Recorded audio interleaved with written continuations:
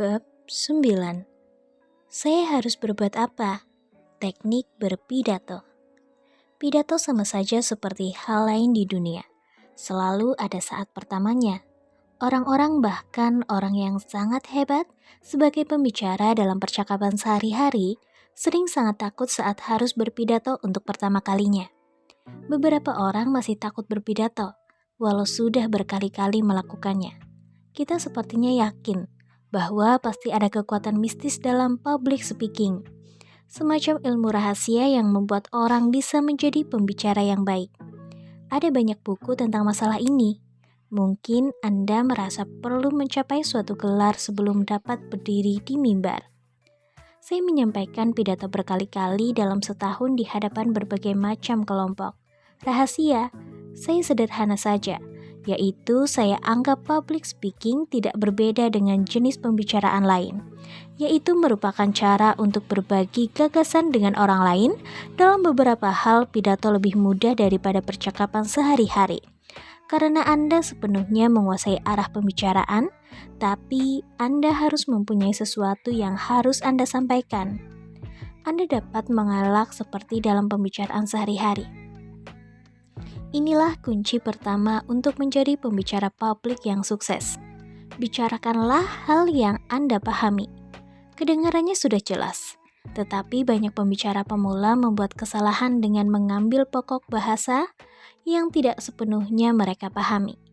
Hingga akibatnya, audiens Anda akan bosan kalau mereka tahu lebih banyak daripada Anda. Dan karena tidak merasa yakin dengan pokok bahasanya, Anda bisa saja tidak yakin pula dalam sikap Anda. Jadi, carilah pokok bahasan yang Anda pahami benar, atau gunakanlah pendekatan pribadi untuk pokok bahasan yang lebih luas. Jika jemaat gereja atau sinagoge Anda meminta Anda memberikan pidato tentang perjalanan Anda, janganlah mencoba membuat ringkasan arti perjanjian damai Israel PLO. Katakan saja apa yang Anda lihat dan bagaimana pengaruh situasi politik terhadap orang-orang yang Anda temui dan Anda ajak bicara. Saya jamin Anda akan merasa lebih nyaman dan para pendengar Anda akan lebih merasa tertarik. Pidato pertama saya pada usia 13 tahun. Ketika pertama kali berpidato pada usia 13 tahun, saya memilih topik yang sangat akrab dengan saya. Waktu itu adalah upacara bar mitzvah saya, yaitu upacara pembaptisan untuk anak laki-laki Yahudi. Kami tidak punya banyak uang saat itu. Ayah saya telah meninggal 3 tahun sebelumnya. Ibu saya sedang berusaha keras meningkatkan kesejahteraan kami, yang tak lama kemudian dapat segera ia wujudkan. Ibu memastikan bahwa saya dan kakak saya memperoleh bar mitzvah kami. Dalam peristiwa itu, kami diharuskan untuk menyampaikan pidato. Saya belum pernah berdiri di depan banyak orang sebagai pembicara, kecuali dalam deklamasi dan laporan buku yang pernah dilakukan oleh setiap anak di sekolah. Tapi kali ini audiens saya sungguhan orang-orang dewasa. Dalam usia 13 tahun, saya sama sekali belum ahli dalam banyak hal. Jadi saya memutuskan untuk berbicara tentang satu hal yang paling saya ketahui, yaitu ayah saya. Hampir semua orang di situ kenal ayah saya. Saya berbagai kenangan dengan mereka. Saya katakan kepada mereka bahwa saya selalu merasa dekat dengan ayah saya. Ia selalu mau menghabiskan waktu bersama saya sebisanya. Meskipun ia bekerja 6 hari dalam seminggu, mengelola bar dan restorannya Edges. Saya teringat sewaktu berjalan-jalan dan bercakap-cakap dengan ayah saya di Howard Avenue, menuju Saratoga Park, di mana ia berjanji membelikan saya es krim. Tapi jangan bilang ibumu, dia akan menganggap saatnya terlalu dekat untuk makan malam. Saya katakan pada audiens bahwa perbincangan kami lebih menyenangkan dan lebih penting bagi saya ketimbang teman dan es krim itu sendiri.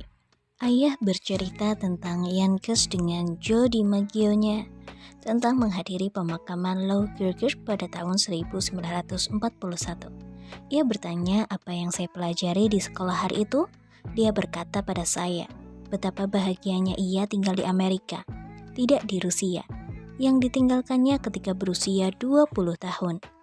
Saya ceritakan kenangan itu kepada audiens dan saya katakan kepada mereka bahwa jika saya teringat ayah saya merasa mendengar suaranya berbicara di Saratoga Park.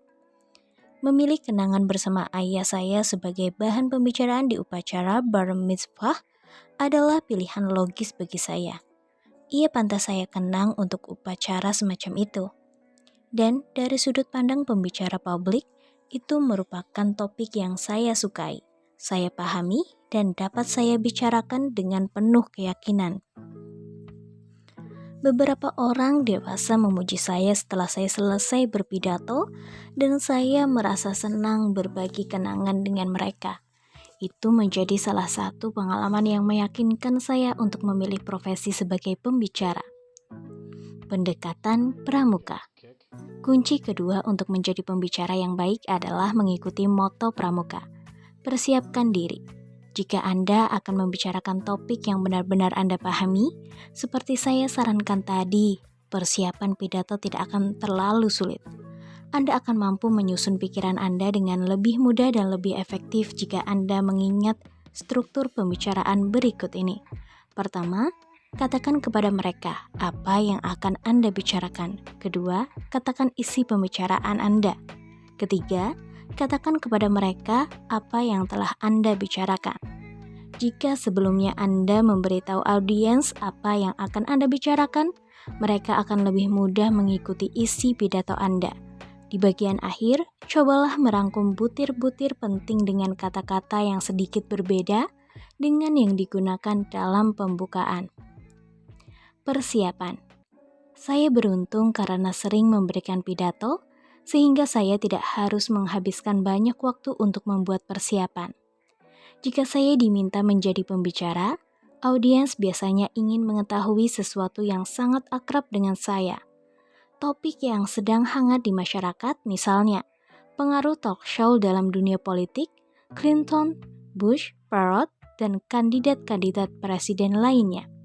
Debat Gore-Perot, pengaruh TV dan radio terhadap media cetak di masa sekarang dan masa depan. Mungkin tentang Brooklyn Dodgers, jadi saya tak perlu banyak menyiapkan topik baru sebagai persiapan pidato saya. Tetapi, jika Anda memberikan pidato dengan topik yang belum pernah Anda bicarakan, Anda harus membuat persiapan. Anda dapat mempersiapkan diri dengan berbagai cara yang paling cocok bagi Anda. Anda dapat menulis pidato Anda, kata demi kata, dan membacanya dalam bentuk teks. Banyak pembicara yang melakukan hal seperti itu. Jika ini mengikuti pendekatan ini, pastikan untuk berlatih membaca pidato Anda secukupnya, sehingga Anda dapat sering menatap audiens dan tidak menghabiskan seluruh pidato dengan mata menatap kertas dan yang ada di tangan. Berapa peristiwa nyaris. Berlatih pidato jauh-jauh hari sebelumnya adalah gagasan yang baik. Demikian juga menghafal pidato Anda. Seperti yang saya rasakan di awal karir saya, ketika saya belum berpengalaman memberikan pidato di awal karir saya begitu senang berbicara. Sampai-sampai saya selalu mau diundang berbicara dimanapun. Saya sangat ingin menjadi pembicara publik, sehingga saya tidak meminta syarat apapun, bayar saja semau Anda. Anda tidak punya uang, tidak usah bayar. Katakan saja kapan dan di mana. Saya pasti akan datang. Suatu hari, telepon di stasiun radio berdering untuk saya. Itu dari ketua Miami Shores Rotary Club. Ia meminta saya berbicara di pertemuan tahunan klub pada Juni. Saat itu Januari, saya bilang oke. Lalu ia memberi saya waktu, tanggal, dan tempatnya. Kemudian ia bertanya, apa topik Anda? Saya menjawab, saya belum punya topik. Sekedar bicara, saya hibur audiens Anda. Saat itu sekitar akhir pemerintahan Eisenhower, katanya ini Rotary. Sekalipun kami mengundang Eisenhower, saya pasti akan minta topik. Kata saya, undang saja dia. Percakapan berakhir. Beberapa hari kemudian, saya berada di stasiun dan siap membawakan show saya. Kurang semenit sebelum mengudara, telepon berdering. Produser memanggil saya. Larry, panggilan darurat di saluran 1. Saya raih telepon. Saya dengar irama keletak-keletuk di latar belakang. Itu orang dari Rotary Club. Saya di bengkel percetakan. Kami sedang mencetak pamflet pertemuan tahunan kami. Dan saya baru tahu apa topik pembicaraan Anda. Tips-tips lain. Berikut ini beberapa tips kunci lain berdasarkan pengalaman saya berbicara dan apa yang saya perhatikan dari para pembicara lain. Tetaplah audiens Anda. Saya sudah mengatakan betapa pentingnya membuat kontak mata. Pertama, pastikan mendong dari naskah atau catatan Anda. Kedua, jangan bicara pada dinding di belakang atau jendela di samping Anda. Itu bukan audiens Anda. Setiap kali Anda mendongak dari naskah Anda, tetaplah bagian audiens yang berbeda-beda agar semua kelompok merasa diperhatikan. Pelajarilah pemenggalan kata dan perubahan suara yang ingin Anda gunakan. Beberapa pembicara, jika mereka membaca dari teks, menggarisbawahi kata-kata yang ingin mereka katakan. Jika Anda hanya menggunakan kerangka atau catatan kecil, tandailah gagasan atau frasa yang ingin Anda tekankan. Gunanya ada dua, memastikan Anda memberi tekanan pada saat yang tepat dan memastikan bahwa Anda tidak akan berbicara secara monoton, sehingga membuat audiens Anda tertidur, terutama jika Anda berbicara sehabis makan. Berdiri tegak. Anda tidak perlu mengambil sikap berbaris, tetapi cukup berdiri dengan nyaman, jangan menyandarkan diri ke meja mimbar. Bersandar membuat pernafasan Anda terganggu dan tidak sopan. Kalau ada mikrofon di depan Anda, taruhlah pas di depan mulut Anda. Atau mintalah teknisi untuk melakukannya. Jangan memaksa diri membungkuk seperti burung bangau. Bicaralah dengan normal ke mikrofon, memang itulah gunanya mikrofon. Kalau Anda berteriak keras, suara Anda akan sulit didengar. Jagalah bibir Anda dalam jangkauan mikrofon. Jangan menoleh atau membalikkan badan untuk menjawab pertanyaan dari samping tanpa mendekatkan mulut Anda di mikrofon. Humor. Kalau Anda tidak sedang mengumumkan obat kanker atau menyatakan perang, ada baiknya mengingat bahwa pidato oleh sebagian orang dianggap sebagai kutukan. Jangan terlalu serius kalau tidak perlu. Meskipun Anda memilih topik pembicaraan yang serius, sebagian besar pendengar tetap senang mendengar humor kecil. Jangan pernah mengawali humor dengan kalimat-kalimat seperti, "Saya akan menceritakan lelucon kecil. Ada kejadian lucu ketika saya berangkat ke sini. Ada cerita lucu, Anda pasti suka. Benar-benar lucu. Hal ini mengingatkan saya pada sebuah lelucon kecil, Anda barangkali pernah mendengarnya, tetapi akan saya ceritakan juga." Mengapa kalimat-kalimat itu harus dihindari? Karena kalimat itu klis. Cara kuno mengawali atau mengakhiri lelucon. Selain itu, Anda bisa berisiko mengecewakan audiens kalau sebelumnya Anda menjamin bahwa mereka akan tertawa terbahak-bahak. Anda tentu saja tidak usah mengetawakan bahwa mereka mungkin pernah mendengarnya. Pengantar lelucon seperti itu benar-benar aneh. Untuk alasan yang sama, jangan mengakhiri cerita humor Anda dengan berkata, "Sungguh, saudara-saudara," sebaiknya Anda menyesuaikan lelucon itu dengan pembicaraan Anda. Misalkan, Anda sedang bicara tentang strategi dan pelaksanaannya kepada sekelompok eksekutif bisnis. Sentuhan versus sentilan yang merendahkan. Saya telah membicarakan dalam bab-bab lain tentang arti bahasa yang lugas, yaitu menghindari kata-kata trendy dan jargon. Ini berlaku juga dalam pidato. Jika Anda mengingat bahwa pembicaraan publik hanya merupakan suatu bentuk percakapan yang dimodifikasi, Anda bicara dengan gaya alamiah Anda, audiens pasti memahami Anda.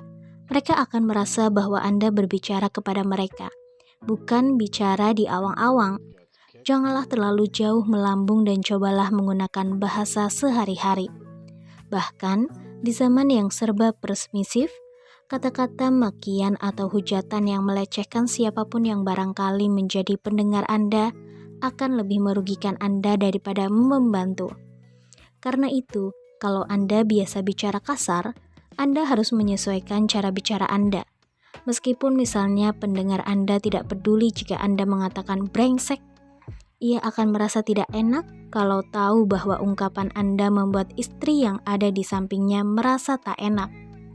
Lain halnya jika Anda kenal akrab dengan audiens Anda. Misalnya, Anda berbicara kepada peleton Anda. Tetapi jika tidak dalam kasus seperti itu, janganlah menggunakan kata-kata kasar dan tak sopan di dalam pidato Anda. Bab 10. Lagi lebih jauh tentang pembicaraan publik. Kenalilah audiens Anda. Saya tidak tahu ada berapa banyak aturan dalam buku tentang public speaking, tetapi mengenali audiens Anda adalah salah satu di antaranya. Memungkinkan Anda memantapkan hubungan dengan mereka di awal pembicaraan, dengan menunjukkan pemahaman Anda terhadap sudut pandang mereka. Menurut seseorang veteran penulis naskah pidato di Washington, trik sukses pidato adalah menusuk mereka dari posisi mereka. Pastikan bahwa Anda tahu siapa audiens Anda, apa minat mereka, dan apa yang ingin mereka dengarkan dari Anda.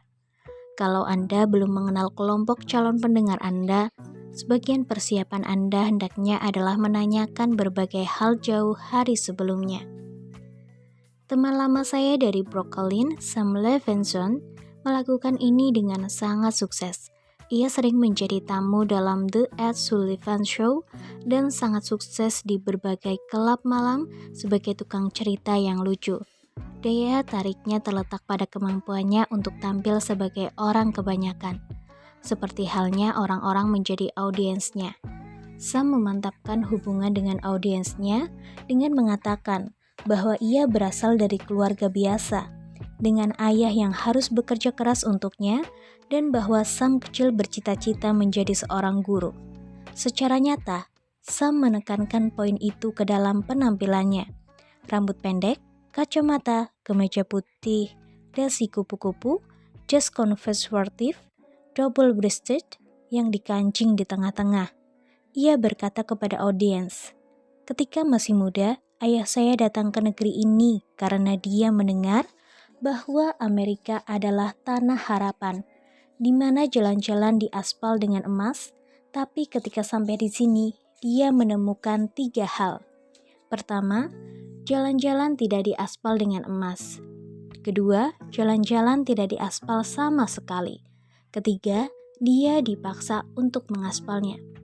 Audiensnya yang berasal dari keluarga kelas pekerja yang berimigrasi beberapa generasi yang lalu dengan segera memihak kepadanya. Dan sebaliknya, jangan mengendalikan bahwa orang yang duduk di hadapan Anda mengenal Anda.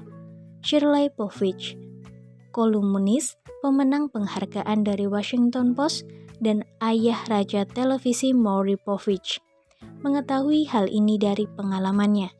Shirley adalah orang Yahudi Ortodoks.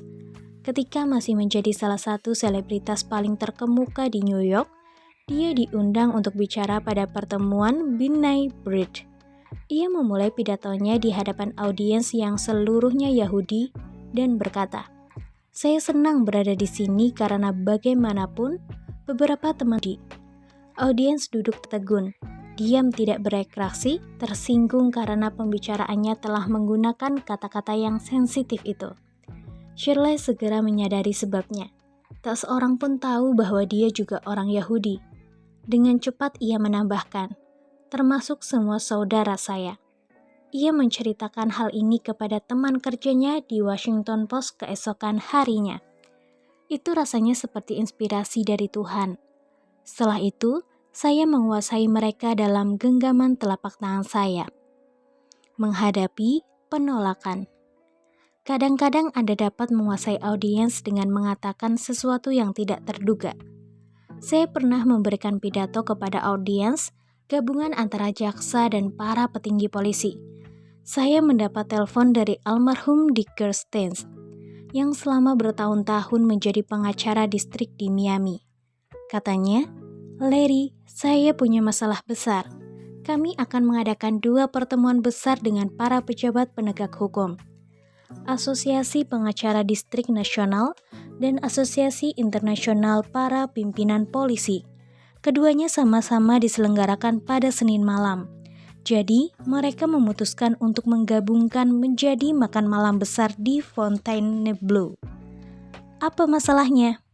Masalahnya, saya harus mencari pembicara penghibur untuk makan malam setelah pembicaraan terakhir rapat kami, yaitu Frank Sullivan, Ketua Komisi Kriminal Florida. Dia adalah pembicara terburuk di dunia. Kau bisa bicara setelah dia? Saya protes, karena saya kira tak seorang pun di antara mereka pernah mendengar tentang saya. Dick berkata, saya perlu seseorang untuk membangunkan audiens setelah Sullivan membuat mereka tidur. Jangan khawatir, saya akan membantumu. Ketika sampai di acara makan malam itu, saya lihat ucapan Dick tidak berlebihan. Sullivan terus saja mengoceh secara monoton. Semua salin diagram dan grafiknya sama sekali tidak membantu. Ia membuat seluruh ruangan dipenuhi 2.000 orang itu sunyi. Bahkan istrinya pun tertidur. Saya duduk di meja utama, mengenakan tuxedo untuk pertama kali dalam hidup saya. Melihat semua kepala polisi dan jaksa wilayah mengenakan seragam mereka. Semua terkantuk-kantuk. Sullivan berbicara sekitar setengah jam. Ketika ia selesai, audiens segera bangkit untuk pergi. Dick melihat hal ini dan panik. Ia segera meraih mikrofon dan menuju mimbar di tengah-tengah meja utama.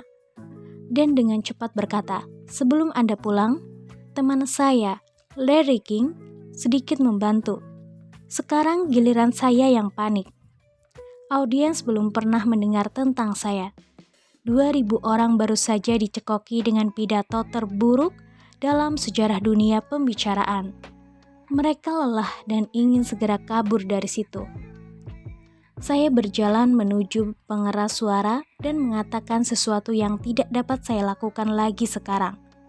Karena kriminalitas telah menjadi keprihatinan yang suram dan mencekam. Tetapi, peristiwa itu terjadi 30 tahun yang lalu.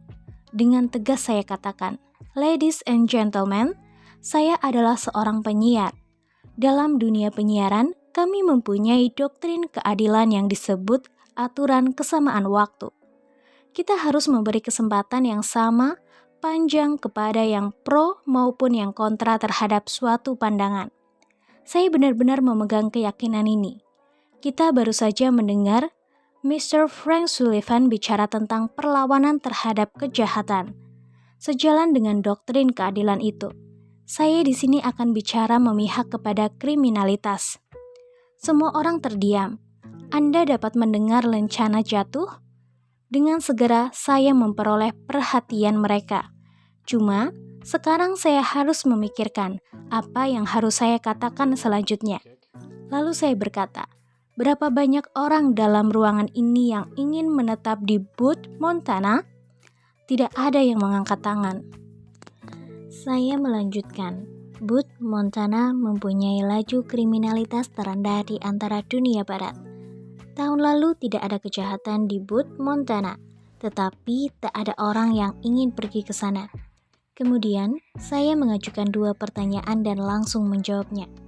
Mana saja yang menjadi 5 kota tujuan utama wisata di Amerika? New York, Chicago, Los Angeles, Las Vegas, dan Miami. Kesimpulannya jelas, kriminalitas menjadi atraksi bagi turis. Orang-orang pergi ke tempat kejahatan berada.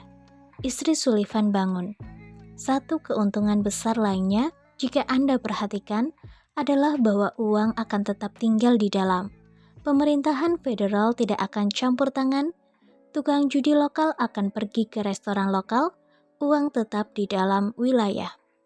Saya sendiri mulai mempercayai hal ini. Kemudian saya mengucapkan kalimat penentu. Satu hal lagi, bila kita dengarkan Mr. Sullivan, bila kita perhatikan diagram maupun grafik-grafiknya, dan melaksanakan kata-katanya, kita dapat menyapu bersih kejahatan dari Amerika. Lalu, apa yang terjadi? Setiap orang di dalam ruangan ini akan kehilangan pekerjaan. Kepala Polisi Louisville, Kentucky, seorang pejabat penegak hukum yang mempunyai selera humor, melompat berdiri dan berkata, "Apa yang dapat kami lakukan untuk membantu? Saya bukan ahli pidato terbaik, Tapi saya telah mengubah audiens yang mati dengan mengatakan sesuatu yang benar-benar berlawanan dengan yang mereka duga. Sekali lagi, dengan bantuan selera humor. Arti keringkasan. Guru-guru bahasa menceritakan kisah mengenai seorang yang menerima surat sangat panjang dari seorang teman yang diakhiri dengan permintaan maaf.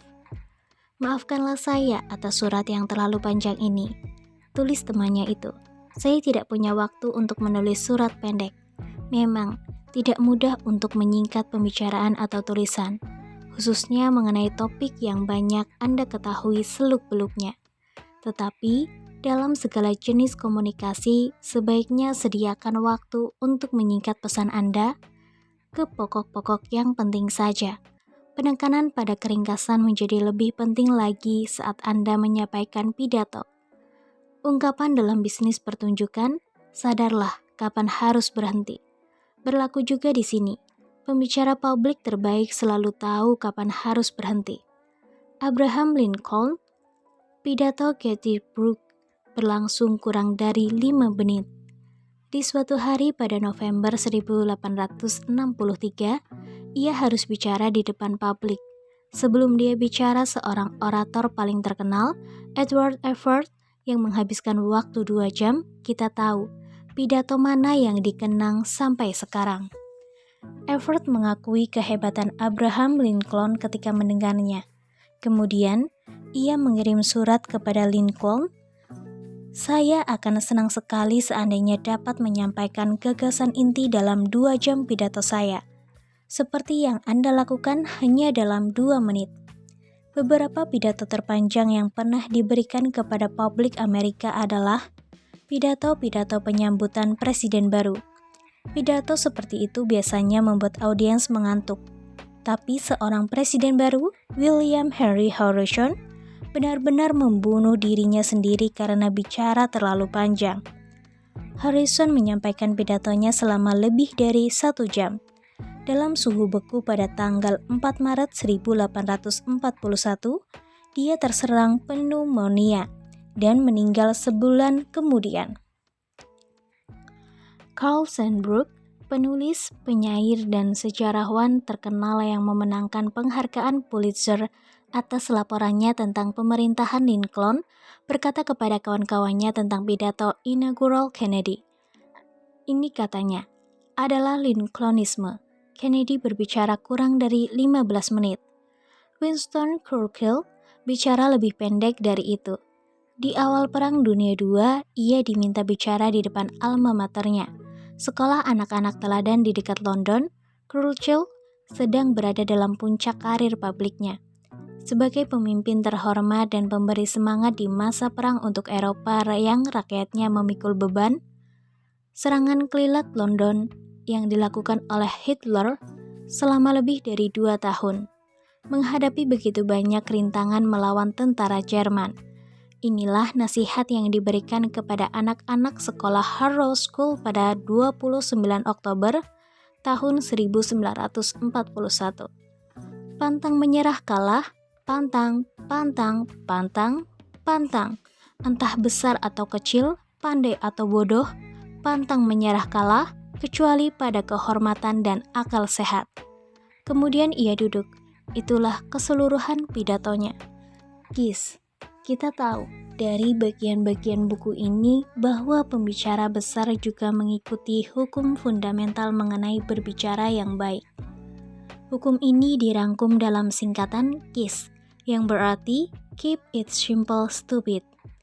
Tak ada kata-kata murahan, kalimat rumit, istilah teknis atau kata-kata trendy dalam pidato ketiga tokoh dunia ini. Ikutilah contoh mereka. Anda bukan seorang Churchill, Anda akan sanggup menyampaikan pesan yang membuat Anda menjadi pembicara efektif. Panggillah Yogi Berra. Banyak pidato saya yang saya tutup dengan sebuah rekomendasi untuk audiens saya. Untuk pertemuan Anda yang akan datang, panggillah Yogi Berra. Mereka selalu terkejut mendengarnya. Begitu mengatakannya, saya tahu apa yang ada dalam pikiran mereka. Orang ini pernah mewawancarai banyak presiden dan kepala negara, kapten industri, bintang atlet, aktor, aktris, penghibur, ahli bedah otak, astronot.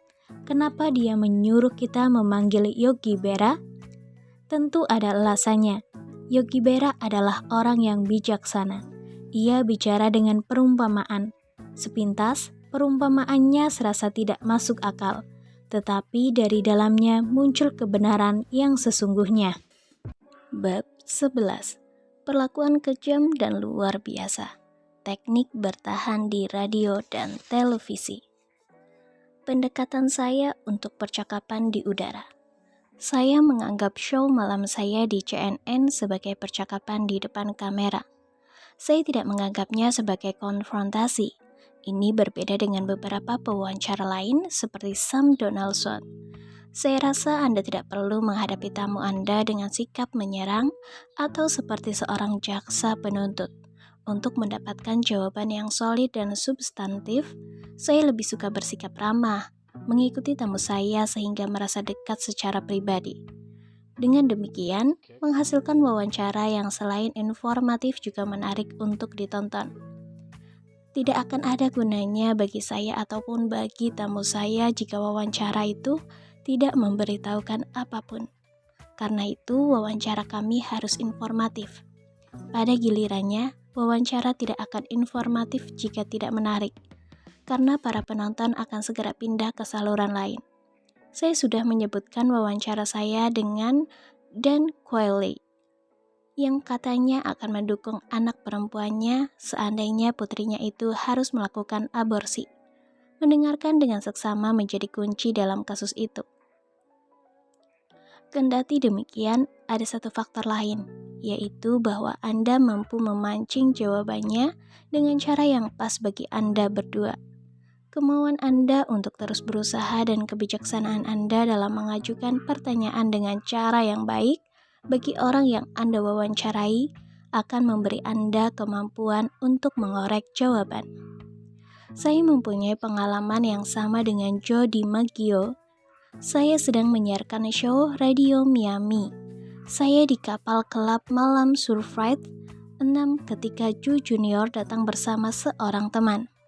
Tamu saya malam itu adalah Bill Hartog, seorang joki. Setelah mewawancarai Bill, Joe Junior tampil di show dan kami bercakap-cakap selama setengah jam tentang kehidupan sebagai putra dan keturunan salah seorang yang paling terkenal di Amerika. Ketika Anda duduk di kursi panas, pengalaman pertama Anda dalam wawancara radio atau televisi hampir pasti akan menampilkan Anda sebagai seorang yang diwawancarai, bukan pembawa acara. Ingatlah lagi tentang pramuka. Bersiaplah dalam mewawancara apapun.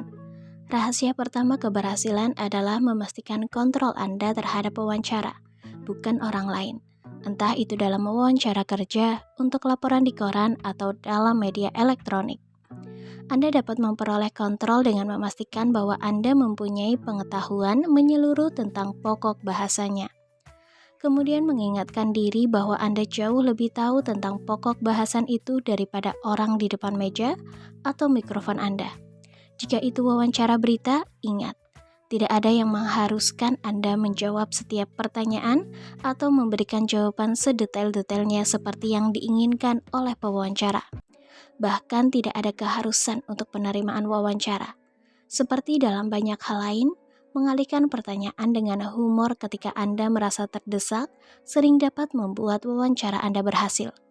Anda tidak dapat dipaksa menjawab pertanyaan orang lain termasuk saya, kecuali jika Anda duduk sebagai saksi di ruang pengadilan atau memberikan kesaksian tentang suatu perkara pengadilan. Bahkan, dalam memberikan laporan yudisial, jika Anda tidak dapat mengingatkan sesuatu, jangan biarkan kegugupan Anda membuat Anda memberikan jawaban yang tidak bisa dipertahankan dalam pemeriksaan selanjutnya, oleh Anda sendiri maupun orang lain. Jika Anda tidak ingat, katakan saja, mereka tidak dapat memenjarakan Anda karena tidak mampu mengingat sesuatu. Kalau Anda tidak berada di tempat kejadian perkara, katakan saja. Tapi ingatlah, jika Anda ternyata ada di sana, tapi Anda berkata tidak, Anda hanya memancing masalah, berupa kutukan publik atau bahkan hukuman. Katakanlah sejujurnya dan dengan tegas. Jangan pernah takut mengatakan bahwa Anda tidak ingat, jika itu memang benar. Untuk latar lain, termasuk wawancara berita, Anda tidak perlu takut pada pertanyaannya. Jika Anda tidak suka dengan satu pertanyaan karena sebuah alasan yang sah atau alasan lain, Anda dapat mengalihkan dengan berbagai cara. Bahkan dalam Larry King Live, para eksekutif perusahaan, pejabat pemerintah, selebritas, dan para kolega saya sendiri dalam dunia penyiaran menggunakan beberapa cara ini untuk mengelak menjawab pertanyaan. Senjata pamungkas lainnya. Berikut adalah 5 tips yang saya ambil dari pengalaman saya sendiri dan dari pembicara saya dengan orang lain dalam dunia penyiaran. Saya harap tips berikut dapat membantu Anda bertahan dan berhasil di radio dan televisi. Pertama, lakukan apa yang Anda rasa nyaman. Kedua, ikutilah zaman. 3, jangan berpikir negatif. 4, pendekatan untuk radio dan televisi pada hakikatnya sama. 5, berusahalah mengembangkan unsur penting seperti suara, penyampaian, dan penampilan di televisi. Lakukan apa yang membuat Anda merasa nyaman. Salah satu rahasia keberhasilan kinerja dalam mempresentasikan diri sendiri adalah perusahaan atau organisasi Anda di radio maupun televisi. Memastikan bahwa Anda merasa nyaman dengan apa yang sedang Anda lakukan. Jika Anda tidak ingin diwawancarai, jangan lakukan. Jika seseorang menyodor-nyodorkan mikrofon ke muka Anda saat Anda keluar dari pertemuan, gunakan salah satu jawaban yang telah saya sarankan. Ikutlah nasihat Jackie Classon yang biasa berkata, "Saya ingin menikmati apa yang saya lakukan. Saya tidak ingin merasa seperti sedang bekerja." Jika Anda tidak merasa senang dengan topiknya atau merasa tidak cukup menguasainya, tolaklah wawancara itu. Alihkan ke orang lain atau katakan saja bahwa mereka menemui orang yang salah. Mengikuti zaman tetaplah muda dalam arti bahwa Anda mengikuti zaman. Kenalilah acara-acara TV atau film yang sedang populer, penyanyi dan aktor favorit. Walau tidak perlu menjadi pakar, berusahalah akrab dengan kejadian akhir-akhir ini, serta berita-berita apa yang sedang dibicarakan orang. Ketika saya berusia belasan, 20-an, dan 30-an, kaum selebritas adalah orang seperti Frank Sinatra, Glenn Miller, Joe DiMaggio, dan Franklin Roosevelt. Tetapi semakin bertambah usia saya, nama-nama itu berganti, demikian juga rasanya. Segera kita membicarakan Jackie Robinson dan Dwight Eisenhower, kemudian JFK dan Elvis. Sekarang kita harus tahu siapa Tom Cruise dan Roseanne Arnold. Dan entah siapa lagi yang akan mengisi panggung selebritas kita. Selain Jeter Booking dan Bobby Soxer, dalam masa muda saya, sekarang saya sedikit banyak harus tahu tentang rock dan bahkan musik rap. Mungkin saya tidak menyukainya, tetapi saya harus tahu hal-hal seperti itu. Pada tahun 1950-an dan seterusnya, kita harus tahu sedikit tentang Perang Dingin. Sekarang kita harus tahu bagaimana akhirnya kita dulu terbiasa dengan Uni Soviet, sekarang kita harus juga dapat membicarakan perkembangan di Bosnia. Itulah salah satu alasan mengapa Presiden Clinton muncul di MTV. Clinton setuju tampil dalam show itu tidak hanya karena mengikuti zaman, tetapi juga untuk menunjukkan sikapnya, bahwa ia memahami kepentingan dan keprihatinan kaum muda Amerika dan orang tua mereka yang telah memilihnya. Hindarilah hal-hal negatif. Jangan pedulikan hal negatif, itu hanya merugikan Anda. Jika Anda memusatkan diri pada hal negatif, kinerja Anda akan negatif juga. Ingatlah bahwa kemunculan Anda di suatu pertunjukan atau jawaban-jawaban Anda dalam wawancara, meskipun barangkali penting bagi Anda dan banyak orang lain, tidak akan mungkin mengubah peradaban yang kita kenal sekarang. Pendekatan radio dan televisi sama. Di televisi penampilan Anda penting, di radio tidak. Di luar itu pendekatan saya sama. Saya adalah seorang komunikator, ya, komunikator verbal. Selama 37 tahun di radio, saya memandang tamu-tamu saya sama seperti di televisi. Di televisi, saya biarkan kamera mengikuti saya, bukan saya yang mengikutinya. Karena penampilan tidak penting, di radio saya sering mengenakan jeans, tapi di TV tidak pernah. Kadang saya menghadiri makan siang dengan kemeja putih dan dasi, lalu pulang ke kondominium saya di Arlington, Virginia berganti dengan celana jeans. Setelah di radio, saya kenakan kemeja resmi, dasi, dan surrender untuk show TV malam saya. Kembangkanlah suara Anda sebaik-baiknya, baik di radio maupun di televisi. Suara Anda itu penting. Barangkali Anda mengira tak seharusnya begitu, tetapi nyatanya begitu.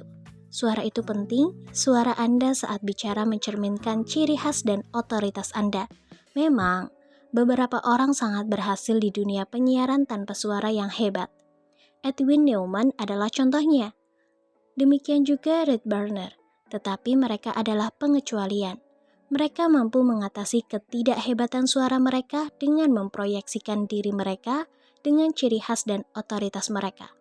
Dengan bakat penyampaian mereka, dengan kemampuan interpretif mereka, dengan pengetahuan mereka yang mendalam tentang pokok bahasan mereka, serta dengan minat besar mereka terhadap topik yang sedang dibicarakan. Berhadapan dengan media, kasus sebagai pelajaran.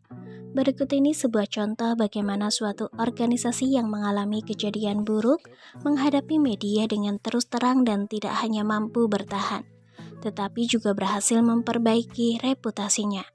Di daerah Montgomery, Maryland, di seberang Washington, 3 narapidana melarikan diri di suatu malam pada tahun 1960-an.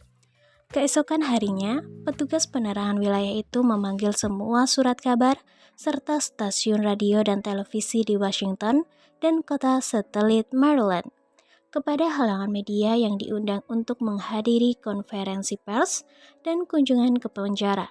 Petugas penerangan itu mengatakan kepada para reporter dan editor bahwa pejabat daerah akan menjelaskan segala-galanya. Mereka berjanji menunjukkan kepada para reporter dan fotografer apa yang terjadi, bagaimana kejadian dan bagaimana penjara yang digunakan oleh para narapidana untuk melarikan diri. Ketika semua media itu tiba, Butcher dan kepala penjara siap di sana untuk menjawab pertanyaan. Mereka benar-benar melakukannya, menjawab pertanyaan, bukan berkata no comment atau menunjukkan sikap mengelak, bahkan bermusuhan kepada media. Kemudian Butcher dan stafnya benar-benar mengajak media untuk mengelilingi penjara, menunjukkan kepada mereka tempat, bahan, dan peralatan yang digunakan oleh para narapidana untuk meloloskan diri. Bertindak menurut nasihat awal petugas penerangannya, seorang veteran angkatan udara dengan prestasi baik, Butcher kemudian mengumumkan bahwa sedang dibentuk komisi khusus untuk menyelidiki peristiwa itu dan membuat rekomendasi bagaimana mencegah kejadian itu di masa datang. Humor dan kering humor. Presiden Kennedy sangat mahir menggunakan humor untuk mengalihkan pertanyaan selama masa jabatannya. Pemuda Demokrat mengungkapkan ketidakpuasan mereka terhadap beberapa kebijakannya. Ketika seorang reporter menanyakan hal ini pada sebuah konferensi pers yang ditanyakan di televisi, JFK tidak banyak memberikan pembelaan atas kebijakannya itu. Sebaliknya, itu tersenyum dan berkata, "Saya tidak tahu apa yang salah dengan pemuda Demokrat dan pemuda Republik, tetapi untunglah waktu ada di pihak kita." Bukannya memberi pembelaan, ia malah menertawakan usia muda mereka, mendapatkan tawa dan menang pada ronde itu. Presiden Nixon mengalami kesulitan dalam melakukan ini. Ketika dia sedang mengalami hari-hari berat akibat skandal Watergate, dalam konferensi pers yang akan ditayangkan secara nasional sebagai berita utama, dan Reuter mengajukan pertanyaan yang benar-benar memojokkan Nixon. Bukannya menjawab dengan jujur atau mengalihkannya dan melanjutkan ke pertanyaan selanjutnya, Nixon justru balik bertanya, "Anda sedang mengejar sesuatu?" Lalu Reuter menjawab, "Tidak, Sir." Beberapa pemirsa mengkritik Reuter sebagai kurang ajar, tetapi yang lain menganggap bahwa pertanyaan yang sah itu pantas mendapatkan jawaban yang sah pula. Bukannya hinaan dari presiden. Setiap seorang sepakat bahwa Nixon tidak seperti Kennedy 10 tahun sebelumnya, kalah pada ronde itu. Di bawah level presiden, seorang politisi di daerah Fairfax, Virginia yang mengepalai sebuah komite khusus harus membayar mahal karena ketidakmampuannya mengatasi perkaranya. ketika seorang pejabat terpilih dari daerah lain bertanya kepadanya, di depan para reporter, mikrofon dan kamera tentang sesuatu bagian sensitif dalam pekerjaan komite tersebut. Bagian yang tidak siap dihadapi oleh sang ketua. Dengan tergagap dan sambil berkali-kali mengatakan, setiap 2 atau 3 kata ia berkata itu adalah posisi komite, di mana komite tidak dalam posisi untuk mengambil posisi sekarang ini. Debat Gore Perot. Ketika Wakil Presiden George dan Ross Perot muncul dalam Larry King Live untuk memperdebatkan kesepakatan perdagangan bebas Amerika Utara tahun 1993. Mereka boleh dikatakan memberikan pelajaran tentang cara berbicara, menggunakan bahasa tubuh dan bagaimana tanpa sengaja Anda kalah karena membuat kesalahan fundamental. Ini bermula dengan dari telepon di apartemen saya pada jam 8.30 pada suatu Kamis pagi di musim gugur tahun 1993. Rupanya Perot terlalu meremehkan lawannya. Selain keunggulan pengetahuan George akan pokok bahasan tersebut, sikapnya patut dicontoh. Sebagai hasil pengalamannya di Senat, dia tidak kehilangan ketenangan dan tidak menunjukkan sikap merendahkan lawan. Dia menatap Perot tepat di matanya, tegas dalam menjawab dan menahan diri untuk tidak menertawakan lawan beratnya.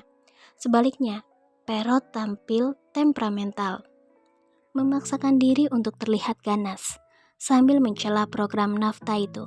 Dengan menggunakan bahasa tubuh yang buruk, penampilan Perot membuat sementara pemirsa berpikir-pikir apakah ia, sebagai eksekutif bisnis dan milioner, tidak pernah ditentang.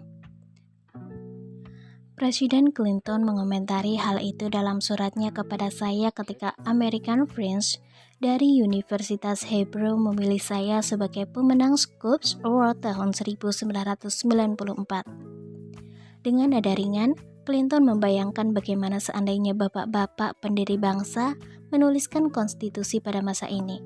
Setidaknya satu bagian tentu akan berbeda. Konstitusi membutuhkan laporan periodik dari presiden, kepala negara kepada Kongres, apa yang mereka pikirkan. Seandainya kemudian mereka tahu apa yang kita kenal sekarang, mereka akan tahu bahwa dengan beberapa tamu dan sedikit mengangkat telepon, Anda dapat mengubah negara dan dunia setiap hari, secara langsung di CNN. Peranan saya malam itu sama seperti yang Anda temukan dalam diri Anda sendiri. Sepanjang karir Anda, jika Anda menjadi moderator diskusi panel, konferensi meja bundar atau event-event lain dalam pertemuan, seminar atau lokakarya. Karena itu, pandangan saya tentang peranan ini barangkali dapat membantu Anda. Itu berlaku untuk setiap latar yang melibatkan 2 atau lebih orang yang mendiskusikan atau mendebatkan pro dan kontra suatu proposal atau isu. Jika Anda menjadi moderator, jangan memihak. Buatlah diskusi berjalan lancar. Pastikan kedua belah pihak mendapat kesempatan yang sama. Dan kendalikan nada, panjang, dan isi pertanyaan dari audiens. Rencana undang-undang barangkali tidak seimbang dan berat sebelah. Itu menjadi sesuatu yang penting bagi Anda. Jika Anda seorang wasit yang baik, Anda pasti dapat menyelesaikan pekerjaan Anda dengan baik. Semua peserta akan pulang sebagai teman. Bab 12. Masa depan pembicaraan. Masa depan bukan seperti dulu. Saya memimpin diskusi panel di New Orleans pada Mei tahun 1994 tentang sesuatu yang begitu sering kita dengar dalam tahun 1990-an, Information Superfight.